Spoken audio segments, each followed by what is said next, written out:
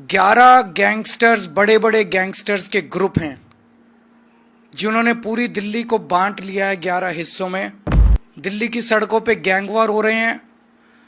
महिलाओं का घर से निकलना मुश्किल हो गया है। डेली दिल्ली में 17 बच्चों का अपहरण होता है। डेली दिल्ली में 10 महिलाओं का अपहरण हो रहा है। दिल्ली के अंदर ओपनली चाकूबाजी हो रही है, लोगों की हत्याएं हो रही हैं। अगर योगी जी कह रहे हैं जैसे कि मैंने यूपी की कानून व्यवस्था ठीक कर दी, तो मैं उनसे निवेदन करूंगा जरा सा अमित शाह जी को गाइड करें कि कैसे दिल्ली के अंदर गैंगस्टर राज खत्म किया जाए। अमित शाह जी के पास तो टाइम ही नहीं है। अमित शाह जी पूरे देश में एमएलए खरीदने, सरकारें गिराने, पार्टियां तोड़ने में लगे हुए हैं।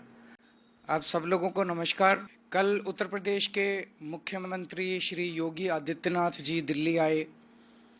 दिल्ली में उनका स्वागत है। दिल्ली दिल वालों की है, सबका स्वागत है। पूरे देश में कोई भी आए उनका हम तहे दिल से स्वागत करते हैं। कल योगी जी ने एक बहुत अच्छी बात कही जिसका पूरे दिल्ली के लोग समर्थन करते हैं। उन्होंने मुद्दा उठाया कि दिल्ली में कानून व्यवस्था बिल्कुल चरमरा गई है। मैं उनकी बात से 100% सहमत हूँ। दिल्ली के लोग उससे 100% सहमत हैं। दिल्ली के अंदर खुलेआम गैंगस्टर घूम रहे हैं। 11 गैंगस्टर्स, बड़े बड़े गैंगस्टर्स के ग्रुप हैं जिन्होंने पूरी दिल्ली को बांट लिया है 11 हिस्सों में, और खुलेआम फिरौती मांगी जा रही है व्यापारियों से।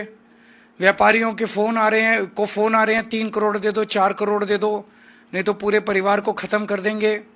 दिल्ली की सड़कों पे गैंग वॉर हो रहे हैं। महिलाओं का घर से निकलना मुश्किल हो गया है। डेली दिल्ली में 17 बच्चों का अपहरण होता है। डेली दिल्ली में 10 महिलाओं का अपहरण हो रहा है। दिल्ली के अंदर ओपनली चाकूबाजी हो रही है, लोगों की हत्याएं हो रही हैं, चेन स्नैचिंग हो रही है, चोरियां हो रही हैं, डकैतियां हो रही हैं।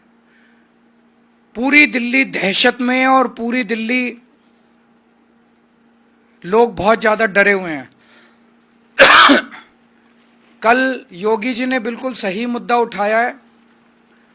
योगी जी ने कहा कि उत्तर प्रदेश में योगी जी ने कानून व्यवस्था ठीक कर दी है।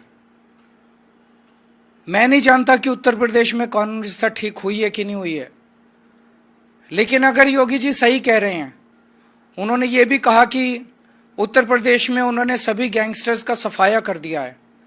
अगर ऐसा है तो मैं योगी जी से कहना चाहता हूं कि दिल्ली की कानून व्यवस्था अमित शाह जी के अंडर में सीधे आती है।